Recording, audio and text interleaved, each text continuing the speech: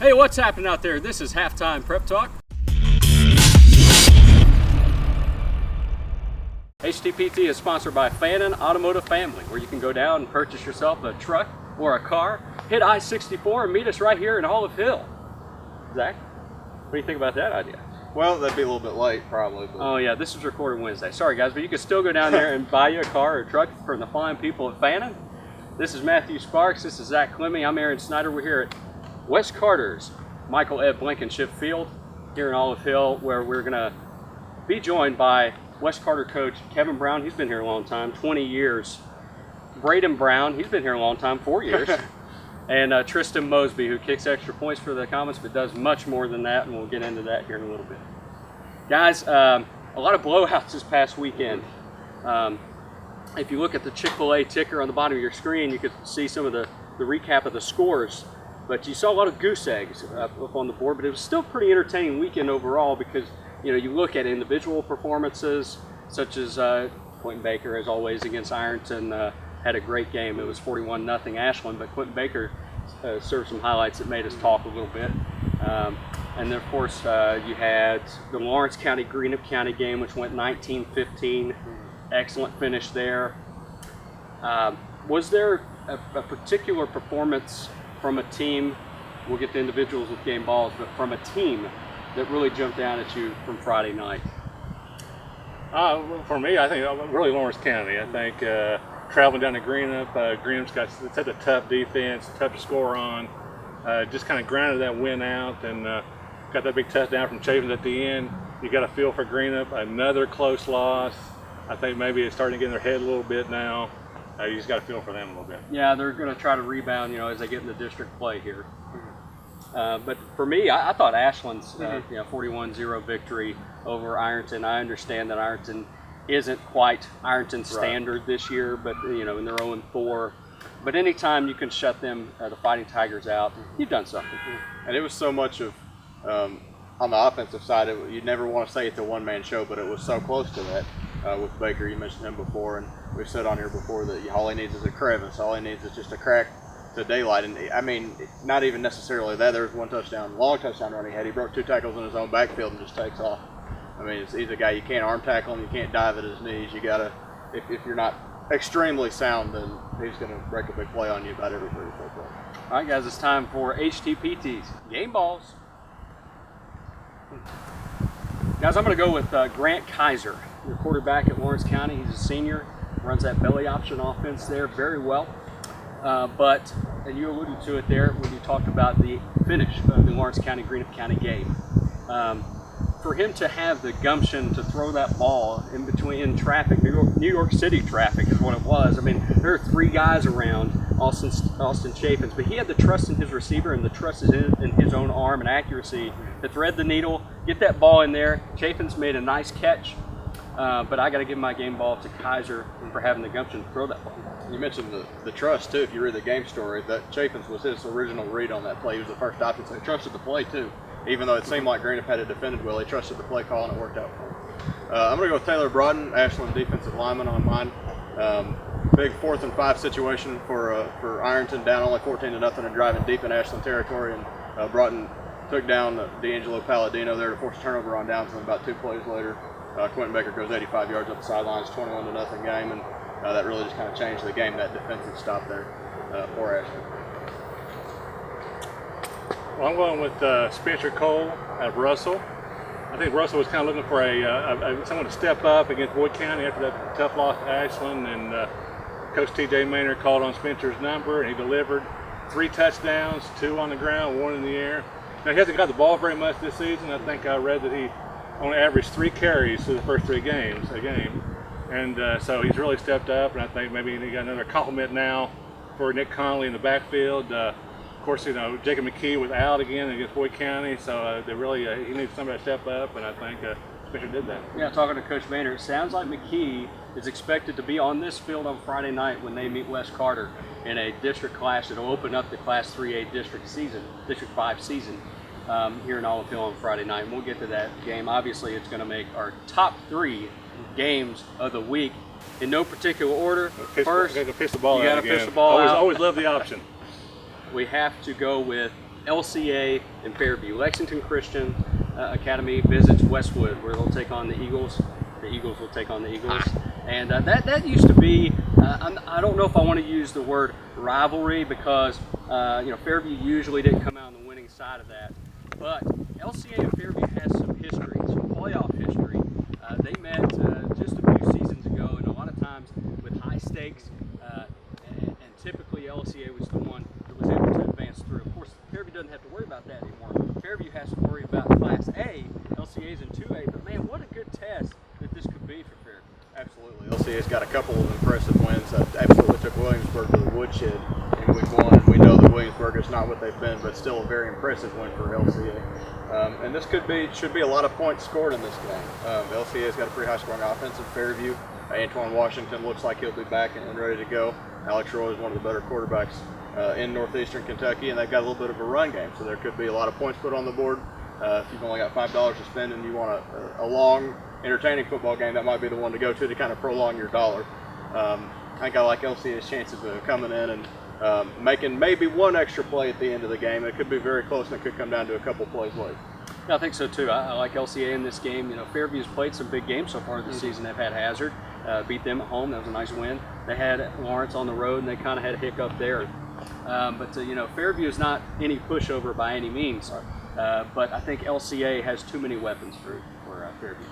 We had to look at LCA, they're the Eagles too, and they're going to come in with a ruffle spreader a little bit. Had a loss last week to a winless Walton Verona team. They're going to come in a little bit more fired up to play Fairview, a team that they're familiar with. Two high-powered offense, like you said. LCA has a running back. You probably hear this name a lot Friday night. Dylan Wheatley, 100 carries, 711 yards already this season, and 16 touchdowns. So he'll probably get the ball a little bit, I think. But for Fairview, I think you have to keep away from the turnovers. The game is 90% mental, and the other half's physical. So if they can stay away from the turnovers, I think they can stay in this game. But I think LCA kind of outscores Fairview in this game. You mentioned Wheatley. There's a Wheatley Road in Westwood, not far from Fairview Stadium, so maybe there will be some avenues for him to run. That's right. Bourbon County at Paintsville, where you can use cash and it's just as good as money. That's what they say, or they should. Somebody said that. Somebody did. Bourbon County Paintsville. That's a good test again for Paintsville. Another Class A team bringing in a strong opponent. A Class 4A team. Bourbon County has received some votes in the AP poll. They're not ranked in the top 10, but they've received some votes for good reason. They have a good offense now.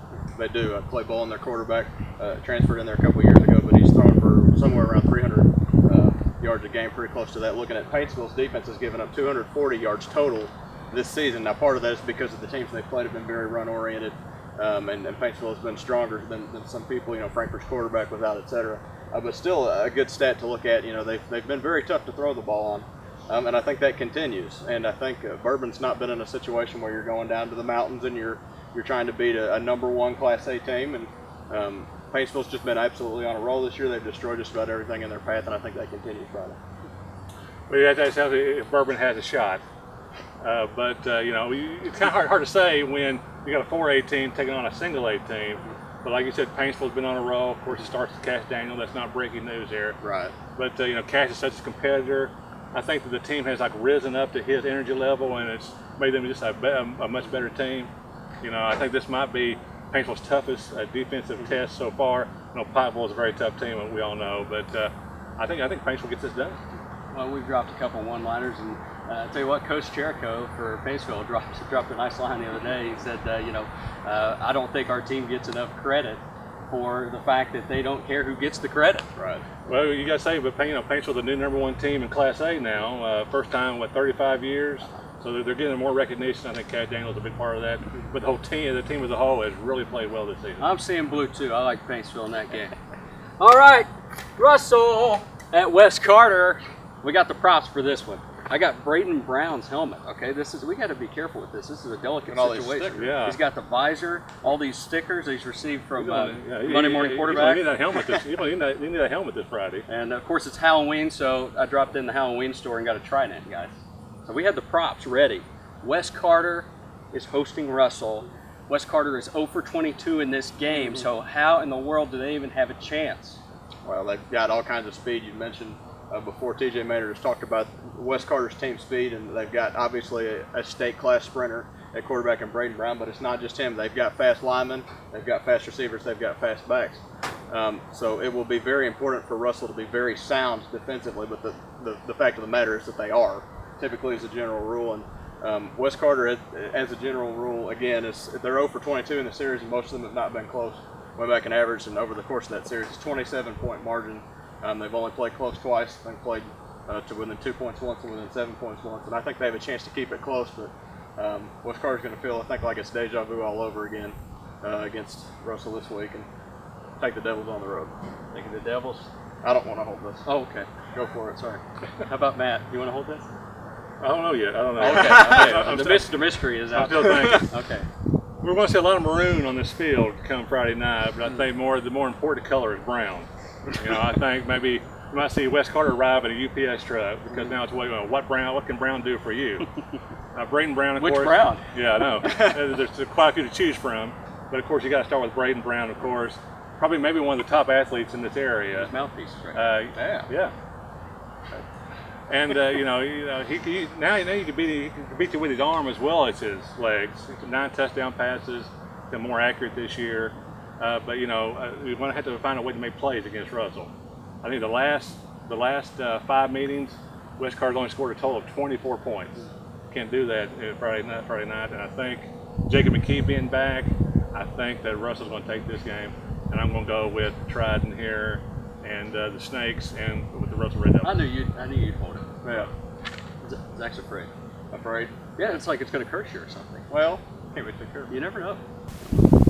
Wes Carter coach Kevin Brown coming up. All right, Kevin Brown, the 20th year Wes Carter Comets football coach, joins us right here at Mike Blankenship Field today.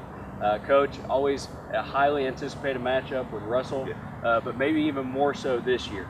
There's been probably a lot more chatter this year. Have you noticed that? Oh yeah. We noticed that even in the preseason. People talking about this game, probably more so for the first time ever than our East-West game. And it's because of the expectations. Traditionally Russell's expectations are high every year, and with the players we have coming back and the experience we have, the expectations are high here. And right here, you've made some renovations at the field, a new set of bleachers and a new press box, and you guys moved over to the other side. Oh, yeah. So some changes? Oh, yeah. We were fortunate enough, our Board of Education supported new bleachers and press boxes at both schools, which was badly needed at both schools. So it made our fields actually look like a football facility. And, we got excited about it, and we seen this as an opportunity. Coach Flannery had been telling me now for over 20 years, said, if you want a true home field advantage, you need to flip your sideline over to the other side. He said that way the only people will be over there is the chain gang, and, most of them are from here.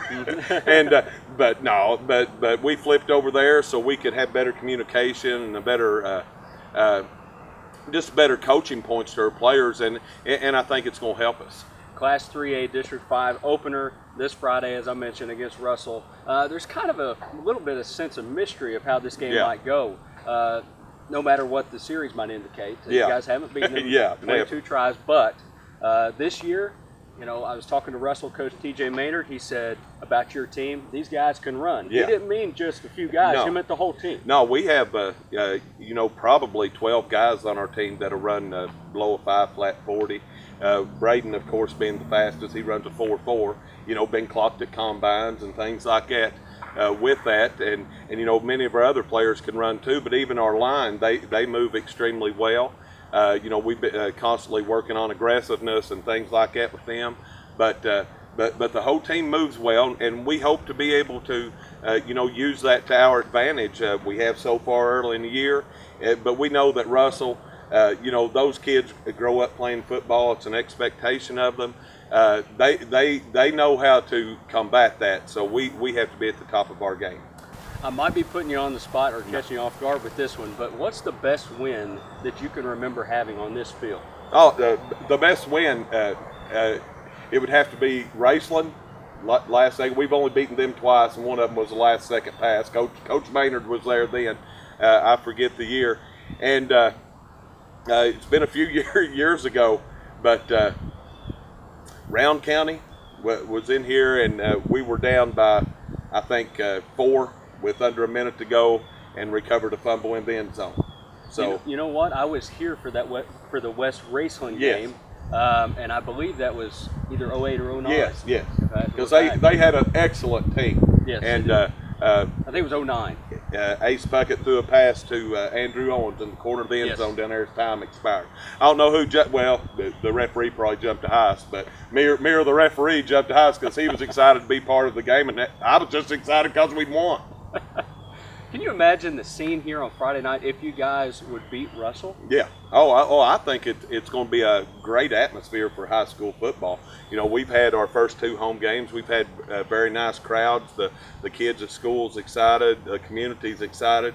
And you know, if we beat Russell, the only people that will not be shocked, even though we have tremendous respect and things, you know, we expect to compete and give ourselves a chance to win.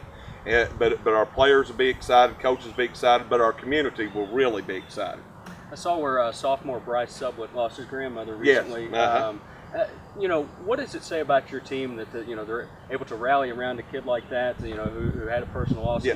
You know, kind of test the character and the tightness of your team. Oh, doesn't it? absolutely. You know, they were very concerned about Bryce, as they would be with any other member of the team. And you know, I like the fact that they went to the funeral home, paid their respects, had their football jerseys on, and you know, showed him support. And you know, we've been around sports long enough.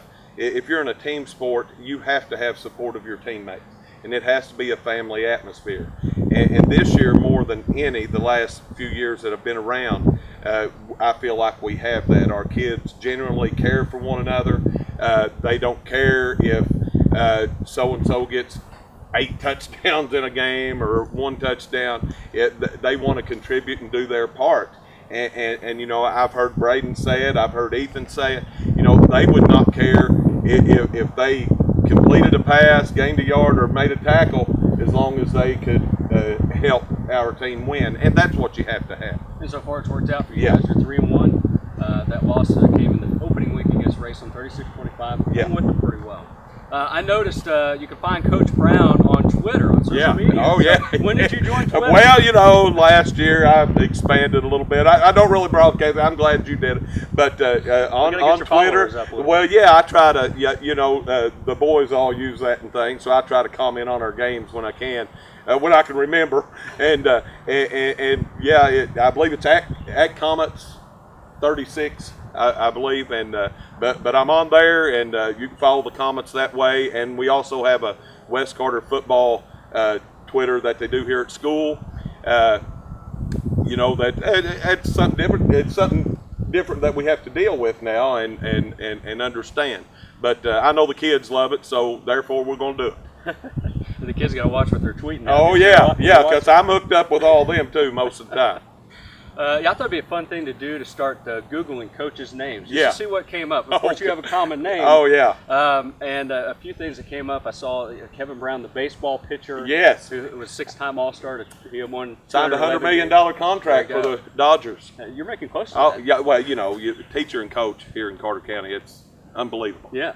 And also the comedian, Kevin Yeah, Brown. yes, So, yes. do you have a little comedy in you? Well, yeah, sometimes, but not, you know, just certain times and things. In history class, it's pretty much comedy class and things most of the time. But I enjoy that part of it. I enjoy that part of coaching. I think you have to laugh and enjoy yourself. When I first started coaching, you know, I'd be all stressed out no matter what. And as I've got older and feel more comfortable around the kids, you know, I let the young guys get all tore up. You know, I still get nervous and things, but I try to look on the bright side. No matter what happens Friday night, we're going to go out there, we're going to give it everything we have. And if we lose, you know, we've still got 5 games left. And those 5 are important, each one at a time. And if we win, we still got 5 left. And, you know, our goal here is to get better each week, to get better each year. And you know, a lot of that depends upon your players, but we want to get better. All right, Coach. Well, best of luck the rest of the All season. right. And best of luck Friday. Thank you very much. Thanks. All right, Braden Brown joins the HTPT set, the senior quarterback, 4th-year starter here at West Carter, and you've done a lot of things on the field. The stats are always there for you. Even though you did miss some time one season, the stats have still been pretty impressive. And you tied your dad, Brian Brown, in the record books this past weekend with your 30th rushing touchdown, which put you in fourth place tie with your dad. How did that feel, and what was his reaction to that? Well, I mean, I don't really worry stuff as much about my stats and stuff as I do about winning games, but Dad and Uncle Kevin and stuff have always been such keystone figures and stuff of our football program here at West that, you know, anytime that I do anything to surpass my dad, it's always, you know, really a special feeling and stuff just because of the athletic career he had. Yeah, I mean, do anybody, all the, you know, the Comets fans, did they talk about maybe how you remind them of your dad even on the field? You know, I get, especially from like the older people and stuff, I have talk to me and stuff that I look exactly and stuff like my dad in a football uniform, but maybe about 10 pounds heavier. So that's pretty funny. But which is all muscle, right? Yeah, that's right. What number did he wear? My dad, if I remember right, He didn't wear 4, did he? No. Let me think. In basketball, he was 35. I think maybe. Yeah, he was 35 in football too. 35 in football. So okay. So far, you guys have run a balanced offense. I think the stats say that you have 415 rushing yards and 416 passing yards. How has that allowed you guys to, or how have you been able to keep that up, that balance, and also how has that allowed you guys to win 3 games? Well, we've been getting tremendous play and stuff out of our line, but I've got really good confidence in my receiving group and stuff. We start with Zach and Mosby. You know, those guys have been with me now. We've been running the spread offense and stuff. This will be our 6th year that I've threw to these guys and stuff, so I've got a lot of trust with them, and we feel real confident when we need to throw the ball. Absolutely. I mean, you know, you seem to be pretty comfortable with throwing to about anybody out there. You've completed you completed all your touchdown passes with 9 touchdown passes to 5 different receivers. Only thrown 2 interceptions this year. We talked in the preseason about your decision making. You said you wanted to improve that. How have you improved that so far, and how do you want to keep that up? Well, on my 2 interceptions and stuff, I don't really think that they were bad reads as much as I think I just didn't place the ball where it should have been and stuff, because they were on but 2 deep throws and stuff. Okay. And you know, after that I went back and I really put an emphasis on throwing the deep ball and having better accuracy with it for the next week, and I've been able to build off that and stuff. And I think last Friday I ended up 4 for 4 passing deep, so I was glad to see that that paid off for me. Yeah, and you've gone to Tristan Mosby, Zach Walker. Those are 2 of the leading guys, but like I said, several guys have been involved in the passing game. This past weekend was the Emmy Awards, you know, highlighting some of the best TV shows and actors around. What do you watch on TV in your spare time? What's your favorite show? My favorite show is King of Queens. King of Queens. Yeah, which you can catch reruns on TV Land, TBS, all over the place. That's a good show. I like it. I like Doug Heffernan, I believe, is the main character. Yeah. So, all right, going forward, Braden, you know, looking at your future, what do you want to do after you leave West Carter High School? Well, I want to go into chemical engineering and, you know, just work with it and stuff. I don't really know if I'll ever get back into coaching and stuff, but this might not be the thing for me. Okay, but it might be a possibility. Yeah, like my brother wants to be a teacher, and you know, he'll end up coaching and stuff. But you know, if he ended up coaching somewhere, I'd probably help him. There you go. But I wouldn't be the guy. Okay. All right. Well, Braden, best of luck against Russell on Friday. Thank you. Thank you very much.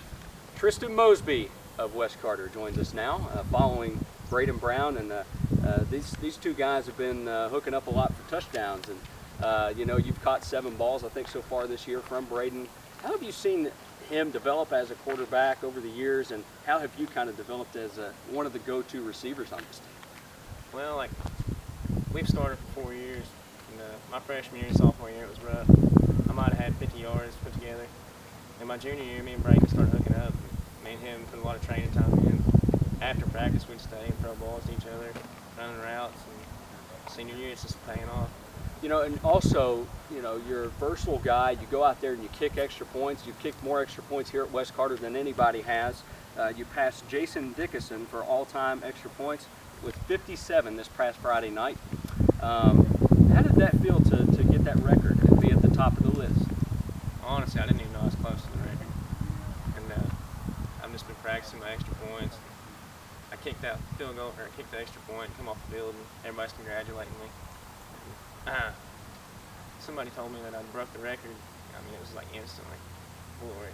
Yeah, it had to feel great. And you know, something about kicking, sometimes you see the kickers in high school that are also soccer players. Sometimes you see guys that just go out and kick. But you play a lot of different positions. You play defensive back, you play wide receiver, and you kick. How did you discover that you could kick, and when did you decide, I'm going to try this out? Well, I played soccer since I was old enough to play soccer. And in middle school, football and soccer is in 2 different seasons. So I played soccer all the way through middle school, and then football I had to pick, or high school I had to pick one. So I picked football and just tried out kicking. Just good at it. What's the longest field goal you've made? Probably high 30s, but out here in practice last year, I tried a 52-yarder and it hit the crossbar. Oh, really? Okay, the team's goal is a home playoff game, which means you got to finish among the top 2 in the district, a 16 district, Class 3A, District 5. That's never happened here. You never had a home playoff game, not won a playoff game here at West Carter. So can you envision that? Can this team actually accomplish that? And what would that be like? What would the scene be like here if that happened? I mean, I fully believe in my team. I feel like this is a year. I mean, even we're not scared of Russell. We're ready to go for Russell. We're not even looking for Russell. We're just working on that home playoff game, and we're going to win that home playoff game. You know, Russell comes in here on Friday night, so both you guys are 3-1, so it should be an excellent game. We're looking forward to covering that one. Switching gears now, today officially is the first day of fall, Tristan, so I wanted to ask you, what's your favorite season? Probably winter. Winter. Okay. All right. Especially in the playoff games, getting cold. There you go. Yeah. So it'll be almost winter there about the time that you might host that playoff game. So, yeah. You like playing football in the cold weather? Oh, yeah. Okay. In the snow even? Not so much. Okay. What does the future hold for you? I asked Braden the same thing. What do you think about when you think my time after West Carter High School? I've really been looking towards UPOC. Probably going to go over there, go into optometry. Okay. Try it out there. All right. Tristan, thanks a lot, and good luck the rest of the way. HTPT is 2 for the road. Zach, I've always read that when you come to a fork in the road, you should take it. Who said that? Yogi Berra said. Yogi Berra Among said many it. other people, imitators. Of course. Yeah.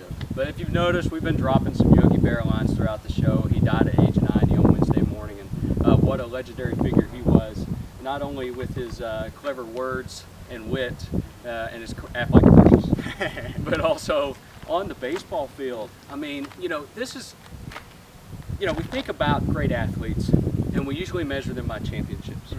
Michael Jordan, 6 rings. I mean, that's just synonymous. We know that. How many World Series rings did Yogi Berra have? A lot of people don't know that. They have to look it up. I had to look it up this morning, I'll have to admit. He had 10 World Series rings, 14 World Series appearances. It's just amazing.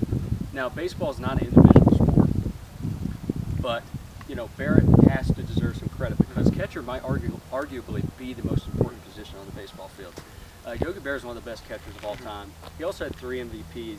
And a lot of his career, he was just kind of overshadowed, like Matt Sparks mentioned, on the way up here to Olive Hill, overshadowed by Joe DiMaggio and overshadowed by Mickey Mantle and the like. But Yogi Berra was always there, and he was always in the World Series. Yeah, a very skilled manager as well. I think already was the only Absolutely. person. The Colts eliminated the Cincinnati Bengals last year in the playoffs. Man, those 2 teams couldn't have more opposite starts. The Bengals are 2-0 and looking very solid. Yeah. Colts 0-2, and man, there's a lot of question marks right there. A lot of work to do. Yeah. And I know several of us at the paper picked Chuck Pagano to be Yeah. the coach of the year Yeah, for well, the Colts. he threw Andrew Luck under the bus like a champ on Monday night. So Did maybe if you get any points for that, then you're in good shape. I think that might make him go down the list. Yeah, maybe. I don't know. Well, I want to also bring up the change in producer that we have. Yeah, filming and editing the show is very important. Adam Black is back in the saddle again. There you go. And I came up with a rendition of Aerosmith's song "Back in the Saddle Again." I was thinking Adam Black in the saddle There again. you go. I was singing it in the car and rehearsing, for the show, and my 3-year-old son was in the back seat. I was like, that's pretty good. He said, no, it's not. My 3-year-old son. So you're not going to sing it now? I'm not singing. So you can thank Brevin for that. Okay, I'll put him on my Christmas card list.